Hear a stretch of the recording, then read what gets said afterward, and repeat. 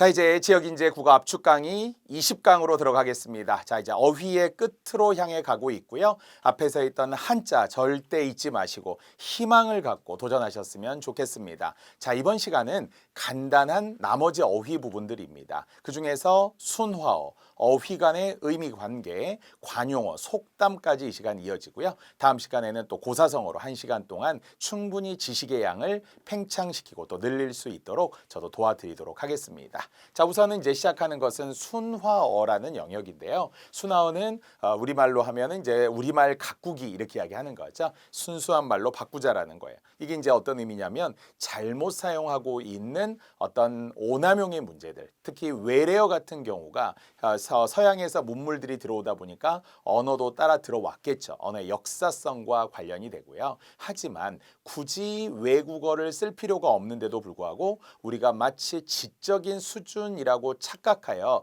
외래어를 막 쓰시는 분들이 있어요. 뭐 대학 교수님들도 그렇고요. 아니면은 뭐 어떤 의사들도 그렇고요. 어떤 전문가라는 분들이 굳이 막 영어를 남발하는 걸 보면서 저는 뭐 국어를 전공한 입장에서 좀 안타깝죠. 엘레강스라고 할 필요 없죠. 우아하다라고 할 수 있잖아요. 릴렉스라고 할 필요 없잖아요. 자연스럽게라고 할 수 있잖아요. 판타스틱이라고 하지 않아도 그냥 환상적이라는 우리말이 있는데 굳이 외국어를 남발한다. 그러면 그것을 좀 순화해 보자라는 거예요. 물론 우리말로 바꿀 수 없는 것은 순화할 수 없죠. 컴퓨터, 인터넷, 텔레비전 뭐 이런 것은 컴퓨터로 다 바꿀 수 없어요. 물론 이제 점점 바꿀 수 없는 말을 우리가 바꾸어서 정착된 말들도 있잖아요. 전 세계적으로 쓰지만 뭐 흔히 말하는 뭐 네티즌. 그럼 네티즌이라는 것이 그냥 굳이 그렇게 써도 될 것 같은 네트워크의 시티즌을 합쳐 네티즌이라는 말이 이제 외래어로서 쓰이고는 있죠. 그런데 사실은 우리말로 순화해서 노력하자라는 국립국어원의 정책에 따라서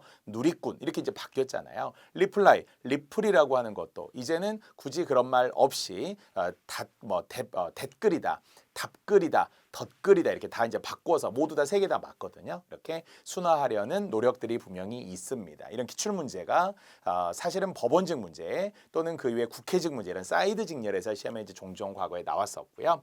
또 한자어도 써야 한다면 써야죠. 한자어가 특수한 기능, 높임이라든지 전문 용어라든지 사용될 수 있어요. 하지만 우리말과 동시에 쓰이고 있다면 굳이 안 써도 되죠. 예를 들어 감사합니다의 감사가 한자어인데요. 우리말로 고맙습니다가 있죠. 근데 두 가지의 차이가 뭐예요? 이렇게 묻는 분들이 있는데 차이는 아무것도 없어요. 한자어냐 고유어냐예요.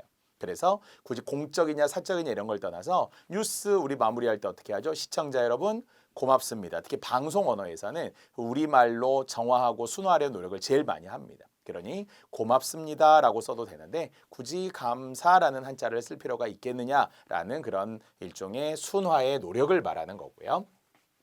자, 또 일본어도 일본어 자체가 뭐 제2외국어라는 개념보다는 강요된 말들이죠. 일제 강점기를 겪으면서 우리말 대신에 일본어를 강요하다 보니까 특히 어르신들이 할아버지 할머니들이 일본어를 막 알게 모르게 구사하실 때가 있어요. 이것은 약간 강요된 말이었으므로 빨리 우리말로 바꾸는 게 좋고요.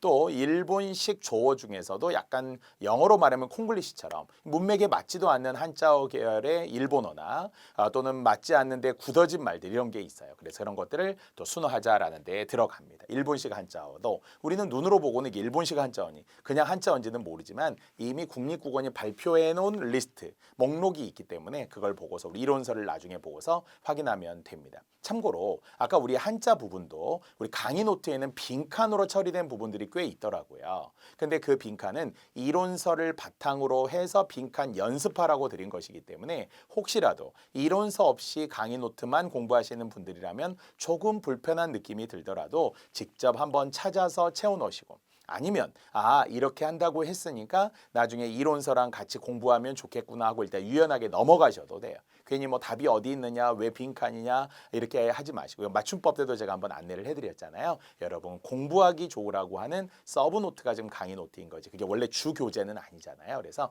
주 이론서가 따로 있고 강의 노트가 추가로 덧붙어 있는 거라는 것을 꼭 교재 구성에서 아시기 바랍니다. 자, 그리고 법률 용어도 2001년 국립국어원이 발표한, 왜냐하면 7월 17일 제헌절 때 어떤 헌법을 만들면서 일본식 한자어나 문맥에 맞지 않은 어려운 어휘들을 많이 갖다 썼을 때가 있어요. 이제 그렇다 보니까 이제는 많이 좀 바꾸자, 법제처에서도 바꾸자, 국립국어원에서 바꿔달라 이렇게 요청을 많이 해서 2001년도에 한 20개 정도 이상을 예로서 국립국어원이 좀 발표를 했고 공무원 시험에 바로 이듬해 활용된 적이 있었습니다. 지금도 아까 말했지만 법률 용어 그러면 많이 필요한 직렬이 국회직이나 법원직이다 보니까 그런 직렬에서 이런 순화어로서 활용되기도 하고요.